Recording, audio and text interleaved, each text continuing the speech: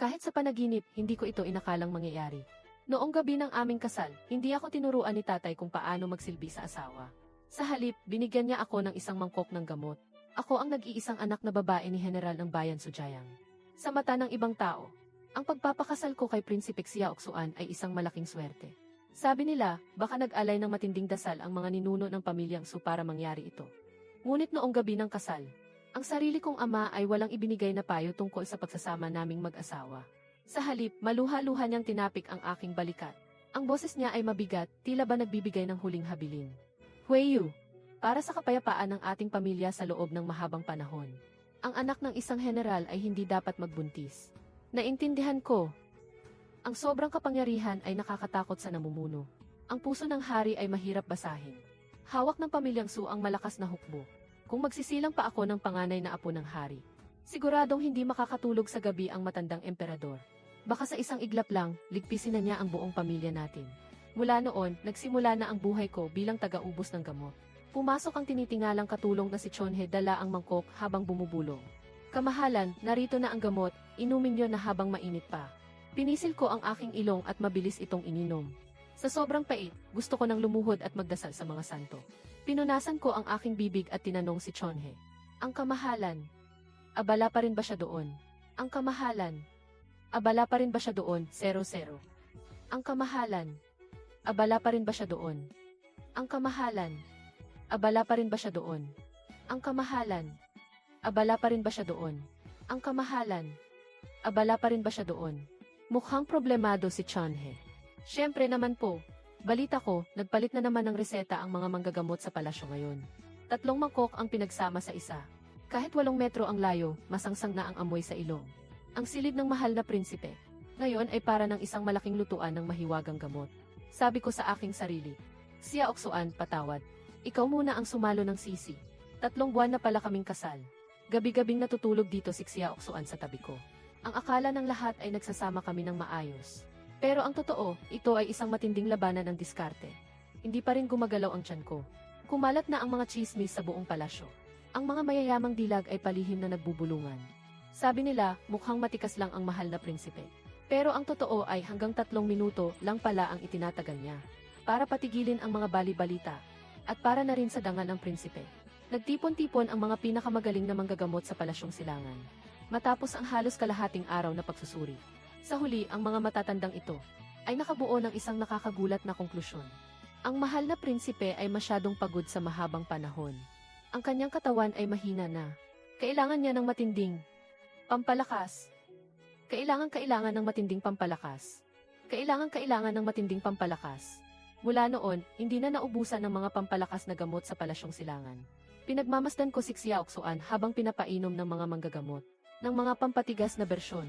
May bersyon para sa bundok at dagat, at mga pampalakas ng enerhiya. Namumutla na siya sa dami ng pinapainom sa kanya. Naawa na lang ako sa kanya sa aking isipan. Asawa ko, pasensya ka na. Sino ba namang mag-aakala na mapapangasawa mo ang isang delikadong babaeng tulad ko na may hawak na hukbo? Ngunit walang sikretong hindi nabubunyag. Isang araw, habang naghahanda akong inumin ang aking pampaiwas buntis, biglang bumukas ng malakas ang pinto. Noong sandaling iyon, iisa lang ang pumasok sa isip ko. Lagot na. Bistado na ako. Nakatayo si Xiaoxuan sa pintuan. Ang gwapo niyang mukha ay kasing dilim na ng tinta. Nakatitig siya sa mangkok ng itim na gamot na hawak ko. Ang boses niya ay kasing lamig ng yelo. Su Huiyu, anong klaseng mahiwagang gamot ba yan? Bakit tila mas gusto mo pang tawaging baog kaysa ang hindi yan inumin? Nanginginig ang kamay ko sa takot. Muntik ko nang maibagsak ang mangkok sa unan nating may disenyong mandarin duck. Humakbang siya ng malaki papalapit sa akin. Ang matapang na amoy ng ginseng, luyang dilaw at halamang gamot ay sumalubong sa aking mukha. Nanggagalaiting tiningnan ako ni Xiaoxuan. Habang ako ay napipilitang uminom ng mga mapapait na gamot na pampalakas na ito. Sa sobrang pait, napapatanong na ako sa kahulugan ng buhay. Tapos ikaw pala dito. Lihim mong nililinis ang iyong katawan gamit ang pampalaglag. Hindi ko alam kung saan ako kumuha ng lakas ng loob ng oras na iyon. Habang tinitingnan ko ang mukha niyang mukhang overdose na sa mga gamot, bumulong ako ng mahina. Mahal na prinsipe, nag-aalala lang po ang inyong asawa na baka hindi kayanin ng inyong katawan. Sabi nga nila, ang lahat ng sobra ay masama. Paano kung sumobra ang paglakas nyo at mapinsala ang inyong marangal na katawan? Ano na lang ang gagawin natin? Sa sobrang inis ni Xiaoxuan, napatawa na lang siya. Ang ibig mo bang sabihin na ang pag-inom mo ng saang pampalaglag ay para sa ikabubuti ko? Aysat Ethan. Sige, napakahusay. Ikaw talaga ang napakabuting prinsesa ng palasyong silangan. Ang mga katulad ni Xiaoxuan. Kapag may sinabi, siguradong gagawin. Nang hapon ding iyon, ang palasyo ng Chang'en ay pinalibutan na parang isang bakal na timba. Ang kawawang si Chonhe ay dinala para parusahan ng palo. At pinalitan siya ng isang matandang katulong na may mukhang parang patay na isda para bantayan ako. Ilang araw na ring hindi nagpapakita si Xiaoxuan. Pinayuhan ako ng matandang katulong. Mahal na prinsesa, huwag na po kayong magmatigas. Walang lalaki sa mundong ito ang makakatiis na makitang palihim na umiinom ng ganyang bagay ang kanyang asawa. Ang bigat sa loob, hindi ako nagmamatigas. Inililigtas ko ang buhay ng buong pamilya natin. Pero hindi ko ito pwedeng ipaliwanag kung sakaling palayasin ako ni Xiaoxuan at magpakasal siya sa iba. Ang mga dalaga mula sa mga tanyag na pamilya sa kabisera. Siguradong pipila mula sa palasyo hanggang sa bukana ng lungsod. Bakit ba kailangan niyang magtiis sa isang baluktot na puno na tulad ko? Pero ang nakapagtataka, hindi niya ako pinalayas at hindi rin siya naghanap ng ibang babae.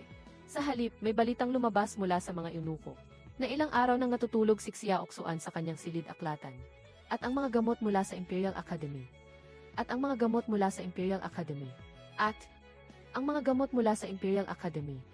At ang mga gamot mula sa Imperial Academy ay hindi tumitigil sa pagdating araw-araw. Naguguluhan na ako. Alam naman niyang wala sa kanya ang problema. Bakit ba patuloy pa rin niyang pinahihirapan ang sarili niya? Na-addict na ba talaga siya sa pag-inom ng mga pampalakas na iyon? Hindi pwede ito. Kailangan ko nang gamitin ang mga martial arts na natutunan ko sa mansyon ng general.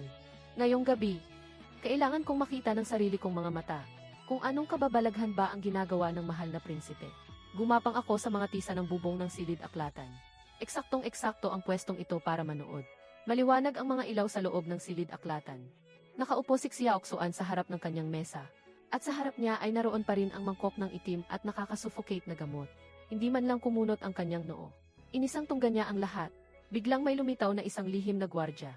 Nagulat po, mahal na prinsipe. Naimbestigahan na po ang lahat. Ang general ng bayan ay madalas nang nakikipag-ugnayan sa ilang mga general sa hangganan nitong mga nakaraang araw. At nagpadala rin po siya ng ilang lihim na sulat sa mahal na prinsesa. Nakahandusay ako sa bubong. Pinapawisan na ng malapot ang aking mga palad. Tatay naman, tatay. Ano ba talaga ang isinulat niyo sa mga sulat na iyon? Sana naman ay wala doon ang mga planong pagtataksil. Kundi, siguradong game over na ang pamilya Su sa pagkakataong ito. Noong balak ko nang bumaba para nakawin ang sulat na iyon. Biglang tumingala si Xiaoxuan. Ang titig niya ay napakalalim na parang gusto niyang butasin ang bubong. Humalakhak siya ng malamig, dahil nandito ka na rin lang. Bakit nakadapa ka pa dyan sa itaas? Bumaba ka rito. Makipag-usap ka sa akin. Ano ba itong balita tungkol sa 200 manto na dote ng tatay mo? Parang gumuho ang mundo ko sa sandaling iyon. Tatay, hindi mo ba kayang magsulat ng seryosong lihim na mensahe kahit minsan lang? Awkward akong tumalon pababa mula sa bubong. Pinagpagan ko ang alikabok sa aking palda at mumiti ng pilit. Mahal ko, napakaganda ng buwan, kaya umakyat ako para pagmasdan ito. Inihagis ni Xiaoxuan ang tinatawag na lihim na sulat sa kandungan ko. Malamig niyang sinabi, pagmasdan ang buwan. O baka naman pagmamasdan mo kung paano magbitbit ng 200 manto pa uwi sa inyo. Binuksan ko ang sulat at binasa ito. Grabe naman ito. Isinulat ni tatay sa lihim. Kung baog ang mahal na prinsipe. Magbitbit ka na lang ng 200 manto at bumalik na rito sa mansyon. Kaya kitang buhayin habang buhay. Huwag na nating habulin ang kapangyarihan sa militar. Gusto ko na lang lalamunin ang lupa sa sobrang hiya. Pero biglang lumapit sa akin si Xiaoxuan. Muli kong naamoy ang halimuyak ng gamot na nakapalibot sa kanya. Hinawakan niya ang baywang ko at bumulong ng malalim. Su Huiyu, sabi ng tatay mo ay baog ako. Kaya ba uminom ka ng saang pampalaglag? Mabilis akong umiling. Todo-todo ang kagustuhan kong mabuhay. Hindi. Ang asawa ko ang pinakamagaling sa lahat. Natatakot lang ako na masyadong lumakas ang impluensya ng pamilya Su. Kapag nagkaanak tayo, baka ang amang hari ay... Natigilan si Xiaoxuan. Ang lamig sa kanyang mga mata ay tila naglaho ng bahagya. Bumuntong hininga siya, at niyakap ako ng mahigpit. Ginagawa ko lang ito para iligaw sila. Kung hindi ako magpapanggap na mahina ang aking katawan, paano magbababa ng bantay ang mga tauhan ng amang hari? Nanganga ako. Ibig sabihin, pareho lang pala kaming nag-aartista. So, sa nakalipas na mga buwan, nagpapagalingan lang pala kami sa aktingan. Kakahinga ko pa lang ng maluwag, nang biglang halikan ni Xiaoxuan ang tenga ko. Hindi na kailangang uminom ng gamot. Pero ang mga tungkulin natin bilang mag-asawa, kailangan bawiin mo sa akin ngayong gabi. Kinaumagahan, isang babaeng magarbo ang pananamit ang biglang sumulpot sa pinto ng palasyong silangan. Talagang mapilit siyang makita ang mahal na prinsipe. Bigla akong uminit ang ulo. Parang wala ito sa script Sa mga nabasa kong kwento, walang sinabing may babae sa labas ang prinsipe. Isang tila alilang nagangalang biying ang lumuhod sa harap ko. Umiiyak na parang mamatay na sa lungkot. Mahal na prinsesa, may itinatagong mang-aawit ang mahal na prinsipe sa kabilang mansyon sa kanluran ng lungsod. Kahit ang paborito ninyong Florera na Rui ay ibinigay na sa kanya. Hinaplos ko ang espada sa dingding. Ang galit ko, talagang sumasabog na. Magaling ka talaga, Xiao Xuan. Kagabi lang sabi mo ako lang ang tanging mahal mo. Tapos ngayon, may pahuli-sali ka na pala sa labas. Sa buong buhay ko, ang pinakaayaw ko ay ang mga manlolokong lalaki. Kasama si Chansey, sugod kaming nagpunta sa kanluran ng lungsod. Padabog kong itinulak ang pinto ng mansyon. Grabe talaga. Mesa nagawa sa rosewood. Ang Florerang Rui, mas magarbo pa ang gamit dito kaysa sa sarili kong silid. May mga kolorite pang nakakalat sa ibabaw ng mesa. At isang mapusyaw na asul na roba. Kilala ko ang damit na iyon. Ang maliit na pulang bulaklak sa may manggas. Ako mismo ang nagtahi ng tagpi niyan. Sa sobrang galit, nagbabadyang tumulo ang aking mga luha. Nagangalit ang aking mga ngiping tinanong si Zhaoju na nasa gilid. Nasaan si Xiao Xuan? Mukhang walang magawa si Zhaoju. Bumuntong hininga siya at dinala ako sa isang teatro. Ang galing at ang ganda ng boses ng kumakanta sa entablado. Ngunit isang tao lang ang nakaupo sa ibaba. Mula sa likuran, kamukhang-kamukha niya si Xiao Xuan. Sinisulsulan naman ako ni Zhaoju sa aking tabi. Hipag, ang aking kapatid ay ang mahal na prinsipe, kailangan mong magtiis. Magtiis? Wala sa diksyonaryo ni Su Huaiyu ang salitang iyan. Susugod na sana ako bitbit ang aking espada. Ngunit napansin kong tila naninigas ang likurang iyon. Nang tingnan ko ng maigi, ang tagpi sa manggas. Parang nalihis ng 1 pulgada, bigla akong lumingon kay Zhaoju. Nakita ko ang mapanlinlang nakislap sa kanyang mga mata. Napagtanto ko agad ang lahat. Muntik na akong magamit ng lalaking ito sa kanyang pakana. Ibininalik ko ang espada sa kaluban at nagkunwaring nagpupunas ng mata. Sinimulan ko na ang aking best actress mode. Sa halip na sumugod at gumawa ng gulo, hinawakan ko ang manggas ni Zhaoju. At humagulgol ng parang nadudurog ang puso. Mahal na prinsipe, tama ka. Napakahusay ng asawa ko. Normal lang na magkaroon siya ng ibang babae, huhu. Normal lang na magkaroon siya ng ibang babae, huhu. Normal lang na magkaroon siya ng ibang babae, huhu. Normal lang na magkaroon siya ng ibang babae, huhu.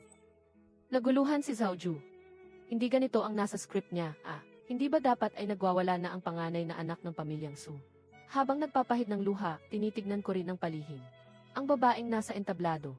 Ang kanyang tingin ay pasulyap-sulyap kay Zhaoju.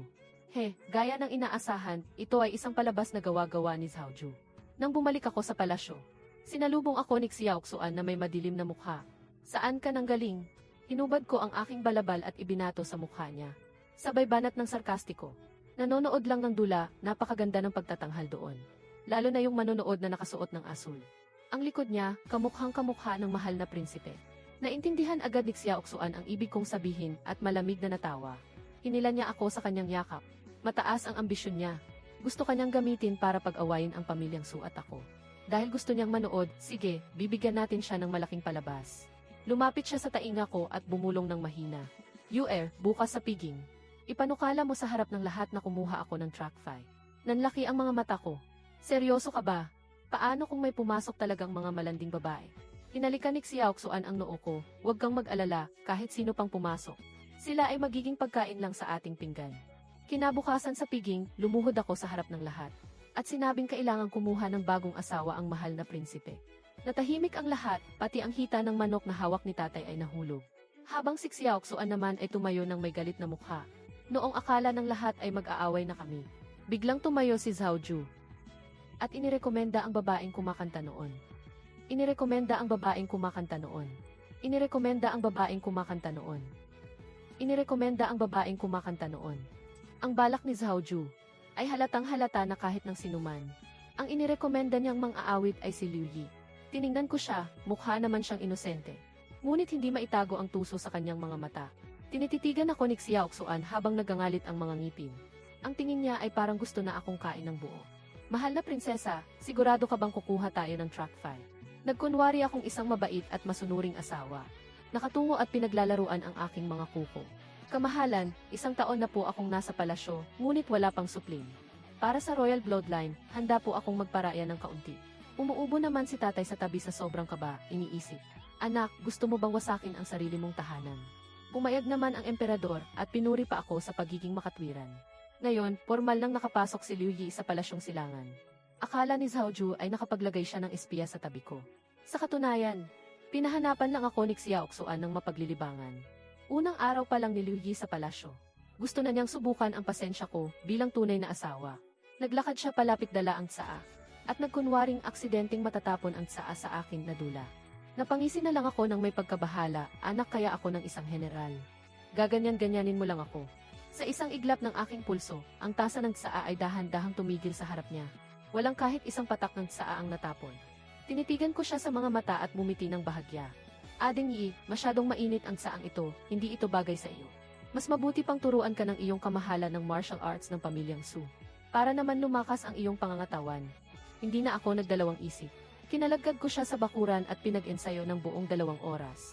Sa huli, sa sobrang pagod ni Liu Yi, hindi na niya maituwid ang kanyang likod. Umiiyak siyang pumunta kay Xiaoxuan para magsumbong. Ang resulta, hindi man lang siya pinapasok ni Xiaoxuan sa pinto.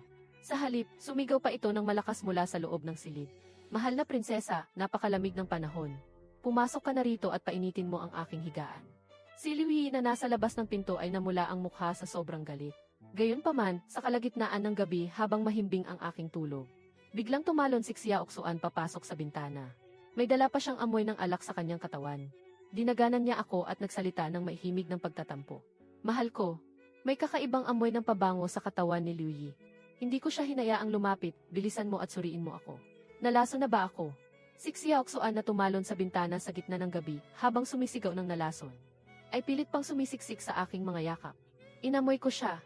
Sa kanyang katawan ay mayroon niyang amoy na sobrang tamis na nakakasuka. Salamat sa imbitasyon, narito ako sa palasyong silangan, kakalanghap lang ng halimuyak ng isang green tea. Pamilyar sa akin ang amoy na ito. Sa mga nobela, tinatawag itong gayuma ng ganap na pagsunod. Kapag nalanghap mo ito ng madalas, magkakaroon ng halusinasyon ang lalaki sa nagpausok nito. Aakalain niyang ang taong iyon ang tanging mahal niya sa buhay. Tinulak ko palayo ang mukha ni Xiaoxuan at napangisi ng may pagkasuklam. Aking asawa, hindi biro ang Liu Yi na iyan. Binabalak kanyang gawing isang sunod-sunurang papel. Malinaw ang paningin ni Xiaoxuan, wala siyang bakas ng pagkalason. Napaangat ang sulok ng kanyang labi. Kinuha niya ang bote ng langis ng menta na pampaalis ng lason at ipinahid sa dulo ng kanyang ilong. Kaya nga, mahal ko, kailangan nating magpanggap na magkaaway tayong mag-asawa. Para makita ni Zhao Ju. Kinabukasan, nanggulo ako sa buong palasyong silangan. Hindi lang ako nagbasag ng isang set ng mamahaling porselana. Itinuro ko pa ang ilong ni Xiaoxuan at pinagmumura siyang nabulag ng ganda. Si Liu Yi na nagtatago sa likod ng pinto ay napakaliwanag ng ngiti. Sinadya kong sumigaw ng malakas. Hindi na ako makakatagal sa buhay na ito. Chansey, iligpit ang mga gamit, uuwi na ako sa amin. Sumakay naman sa drama si Xiaoxuan, nag-walkout siya sa harap ng lahat. Nagpahabol pa siya ng isang banat. Su Huaiyu, talagang wala ka ng katuwiran. Umiiyak akong tumakbo palabas ng palasyong silangan. Nalaman ng buong kabisera na ang mahal na prinsesa ay naglayas dahil sa bagong asawa ng prinsipe. Ngunit walang nakapansin na sa loob ng aking karwahe pauwi. Nakatago ang 3 piraso ng espesyal na cake na bean paste na palihim na ibinigay sa akin ni Xiaoxuan. May kasama pa itong maliit na papel na ang nakasulat ay, mahusay ang pag-arte ng aking asawa. Humahagulgol akong pumasok sa tahanan ng general at nang sumara ang pinto.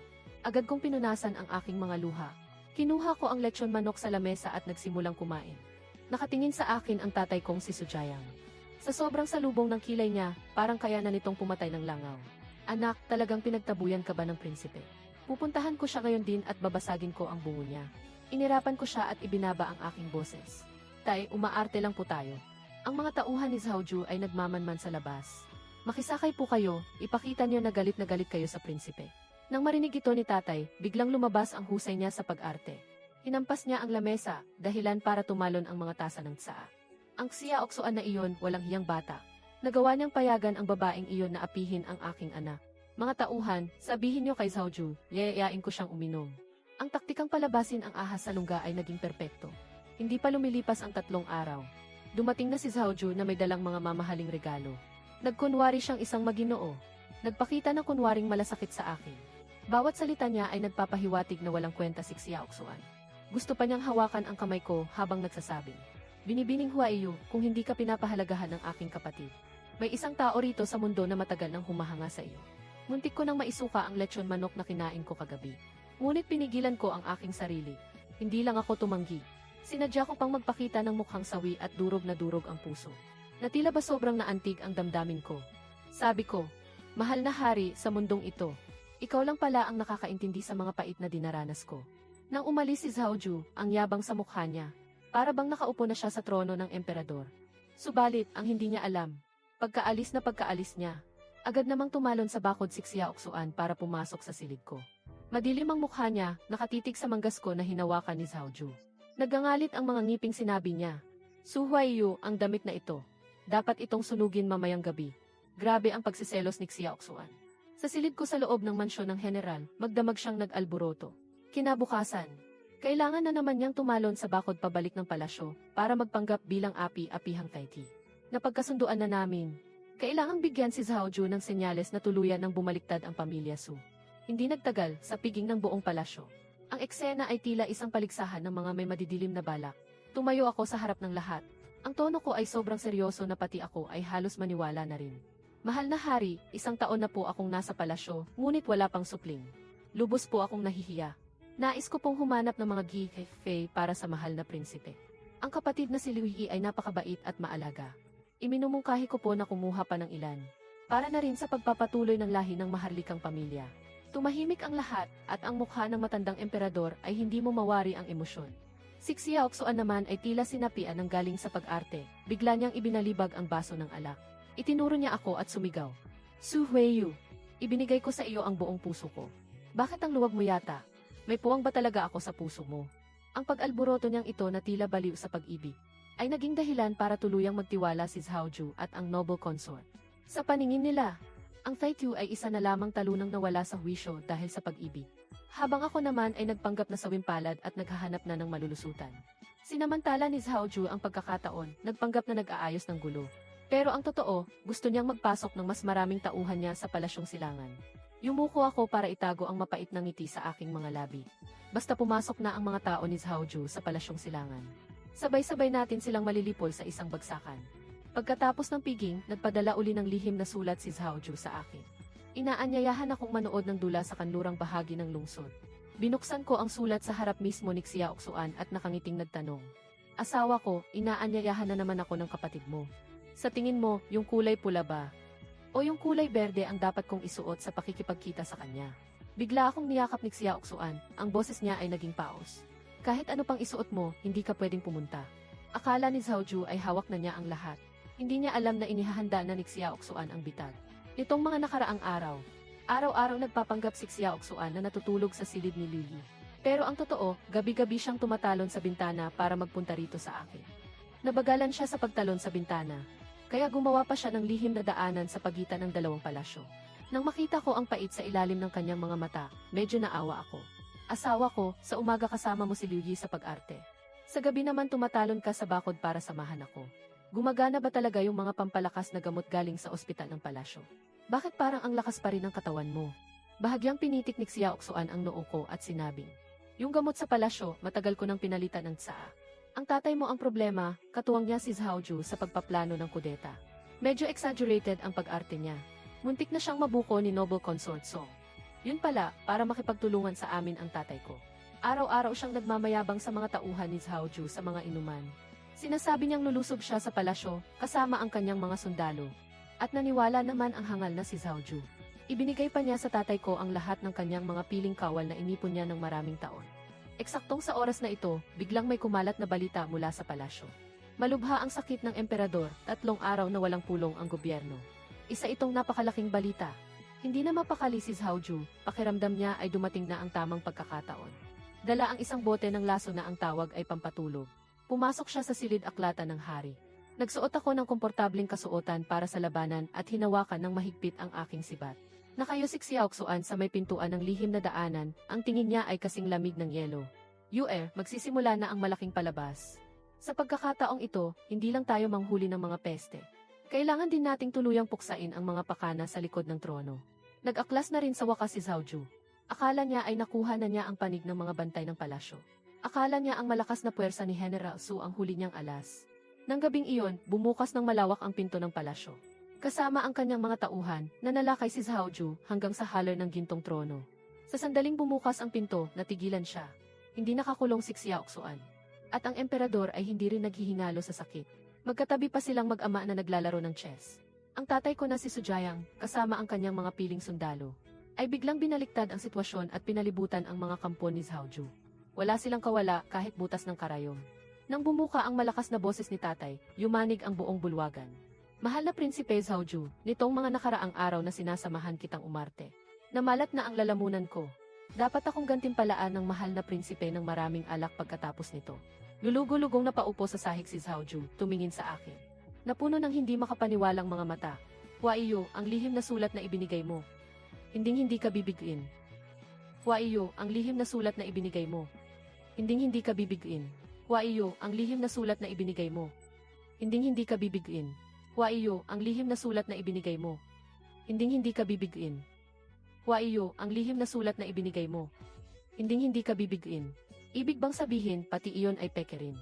Pinagpagan ko ang alikabok sa aking mga kamay na parang walang malay. Salamat sa imbitasyon, pero ang mahal na prinsipe ang nagsulat niyon para sa akin. Mas maganda ang sulat kamay niya kaysa sa akin, hindi mo ba napansin? Bumabasik si Xiaoxuan sa hagdan, malamig ang kanyang mga mata. Sa sugal na ito, talong-talo si Zhaoju, pati brief niya ay wala nang natira. Ngunit biglang umubo ng malakas ang matandang emperador. May lumabas na maitim na dugo sa gilid ng kanyang labi. Tumawa ng baliw si Zhaoju. Kahit matalo ako, ano ngayon? Matagal ko nang hinaluan ng lason ang gamot ni ama. Wala na siyang pag-asa. Nagulat ako at akmang lalapit na sana. Ngunit nanatiling kalmado si Xiaoxuan.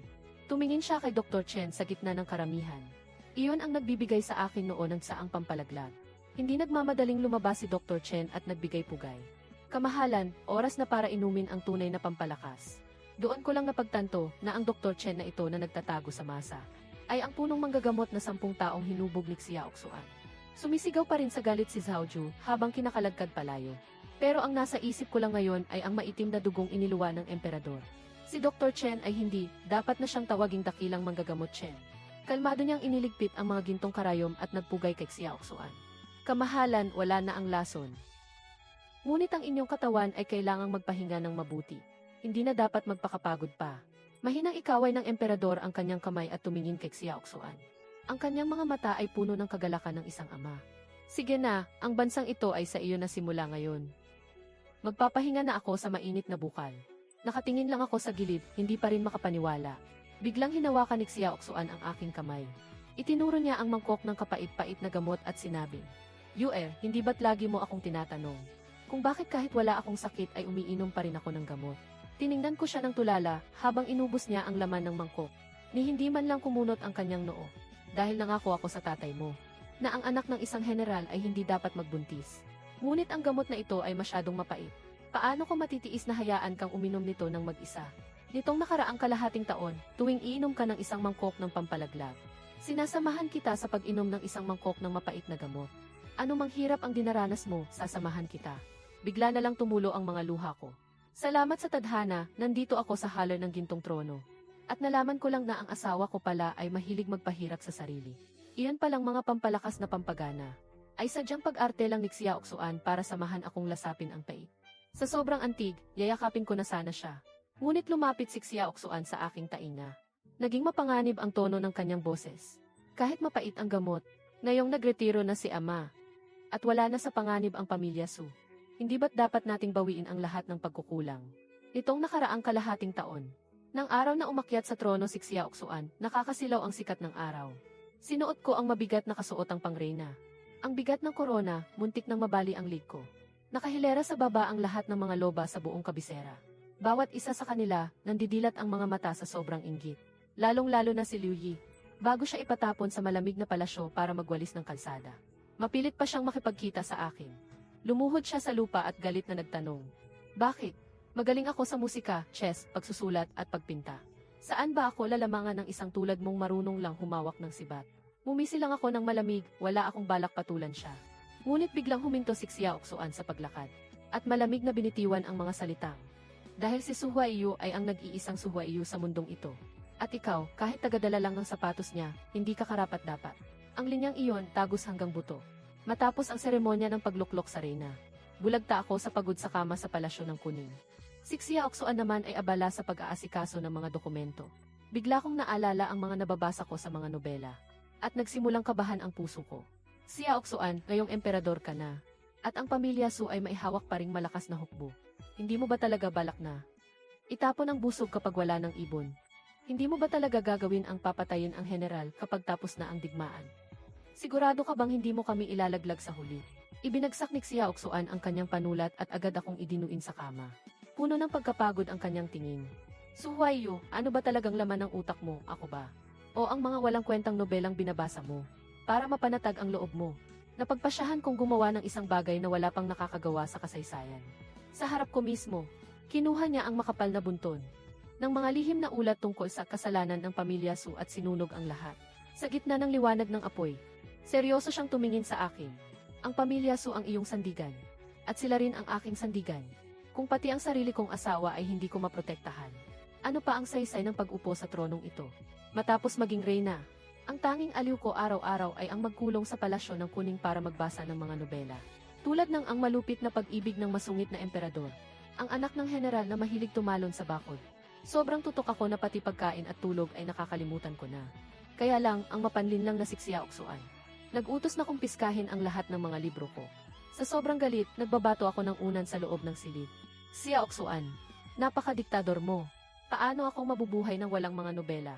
Bumukas ang pinto at pumasok si Xiaoxuan, may dalang tumpok ng mga bagong libro. Tumingin siya sa akin nang may nakakalokong ngiti. Masama sa isip ang mga librong walang sustansya. Humanap ako ng mga mas matitino para sa iyo. Kinuha ko ang mga ito at tiningnan. Ang matamis na pag-ibigan ng emperador at reyna. Ang mapagmahal na asawa ng dominanteng amo. Ang mapagmahal na asawa ng dominanteng amo. Ang mga pabalat na ito, bakit parang pamilyar? Nagdududa akong tinitigan siya. Hindi kaya? Ikaw mismo ang nagsulat ng mga ito. Namula ang mukha ni Xiaoxuan at napaubo ng bahagya. Ang tawag dito ay paggabay sa opinyon ng publiko. Gusto kong malaman ng buong mundo. Gusto kong malaman ng buong mundo na tayo ang itinadhana at walang sinumang pwedeng umeksena sa atin. Hindi nagtagal. Kumalat ang balita ng aking pagbubuntis sa loob at labas ng palasyo. Ang tatay kong si Sujayang, sa sobrang tuwa ay maghapong nag-ensayo ng sibat sa bahay. Muntik na niyang mawasak ang bubungan nila. Ngunit napansin ko, si Xiaoxuan ay hindi man lang masaya. Sa halip ay lagi siyang nakakunot ang noo. At parang may misteryosong pinag-uusapan sila ng manggagamot na si Chen. Isang gabi, dumaan ako sa silid aklatan ng hari. At narinig ko ang sigaw ni Xiaoxuan. Wala akong pakialam sa mga iyan. Sabihin mo lang sa akin, kung may gamot ba na magpapahintulot sa akin na ako ang magdusa at masaktan para sa kanya. Kung may mangyaring masama sa kanya habang nanganganak, isasama ko kayong lahat sa hukay. Nang araw na isilang ko si Rong-er, muntik na talaga akong mamatay. Si Xiaoxuan sa labas ng silid ay umiyak na parang batang malaki. Kahit sino ay hindi siya mapatahan. Nang idilat ko ang aking mga mata, nakita ko ang lalaking ito na namumula ang mga mata. May mga balbas na hindi pa naahit. Karga-karga niya ang aming maliit na anak na hindi pa rin nagdidilat ng mata. Bumubulong siya sa sarili. Pasaway na bata, pinahirapan mo ng husto ang nanay mo. Kapag lumaki ka na, papatitigan ko talaga sa iyo ang mga libro araw-araw. Nang hina akong napatawa ng bahagya, agad siyang lumapit sa akin. Mahigpit niyang hinawakan ang kamay ko. Patawad. Sa susunod hindi na tayo magkakaanak, hinding-hindi na. Akala ko ay sinasabi lang niya iyon. Dahil sa pamilya ng hari, ang pagkakaroon ng tagapagmana ang pinakamahalaga. Ngunit sino ang mag-aakala? Kinabukasan, ang taong ito ay humarap sa lahat ng opisyal sa korte. Ininom niya ang isang mangkok ng saang pampabaog hanggang sa maubos. Kahit ang dakilang manggagamot na si Chen ay lumuhod para makiusap sa kanya. Kamahalan, makakasama sa katawan niyo ang gamot na iyan. Ngunit kalmado lang si Xiaoxuan. Mayroon na akong prinsipe, may magmamana na sa trono. Ngunit ayaw ko nang makitang maghirap pa ng ganoon si Yue. Mas pipiliin ko pang manghina ang katawan ko. Basta't mabantayan ko siya hanggang sa umabot siya ng 100 taon.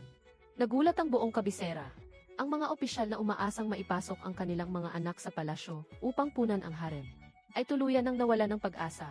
Ang asawa ko, para sa akin, ay pinutol ang lahat ng iba pang posibleng daan. Lumipas ang mga araw. Si Rong-er ay lumaking isang matalinong batang pasaway. Isang araw, hindi ko sinasadyang makatagpo ng isang nakaselyong utos ng hari sa lihim na silid ni Xiaoxuan. Nang buksan at basahin ko ito, natulala ako. Nakasulat sa utos, kung ang prinsipe ay maging malupit, maaaring palitan siya ng reyna. Kung ang mga opisyal ay hindi susunod, ang utos na ito ay katumbas ng utos ng yumaong hari. Patayin ang lahat. Ang utos na iyon ay muli kong itinago sa ilalim ng baon. Xiaoxuan, baliw ka talaga. gaano ka ba nag-aalala sa akin? Na kahit nasa rurok ka pa ng iyong kalakasan, at sa iyong kabataan, ay nag-iwan ka na ng ganito kalaking proteksyon para sa akin. Sa labas, siya ay isang matapang at matatag na emperador. Ngunit sa harap ko, siya ay mananatiling ang binata na nagmamasahe ng likod ko at sumasabay sa akin sa pag-inom ng mapait na gamot. Mabilis na lumipas ang panahon, ilang dekada na ang nakalilipas. Bago pumanaw ang aking ama, hinawakan niya ang aking kamay. Nakangiti niyang sinabing pupuntahan na niya ang aking ina. Sinuportahan ako ni Xiaoxuan sa pagluluksa, pumuti na rin ang buhok niya. Ngunit gaya pa rin ng dati, mahilig pa rin siyang sumandal sa aking lid. Mahal ko, kapag masyado na tayong matanda para kumilos, ibigay na natin ang trono kay Rong-er. Babalik tayo sa mansyon ng general para doon tumira, gusto mo ba? Sabi ko. Sa katunayan, alam ko na ang katawan niya, dahil sa tiyaang pampabaog noon, ay hindi na naging maayos kailanman. Isang gabi ng taglamig habang bumabagsak ang niebe, sumandal si Xiaoxuan sa aking kandungan. Ang boses niya ay napakahina. Nakasakay ka noon sa kabayo, ang suot mong pula ay parang apoy. Ang palasong iyon ay hindi lang tumama sa usa, kundi tumama rin sa puso ko. Wala akong nagawang anumang dakilang bagay. Wala akong nagawang anumang dakilang bagay. Wala akong nagawang anumang dakilang bagay. Ang tanging maipagmamalaki ko ay ang maprotektahan ang aking Suhuaiyu. Hinawakan ko ang kanyang kamay na unti-unti nang lumalamig. Pumatak ang aking luha sa pulang damit na pangkabayo.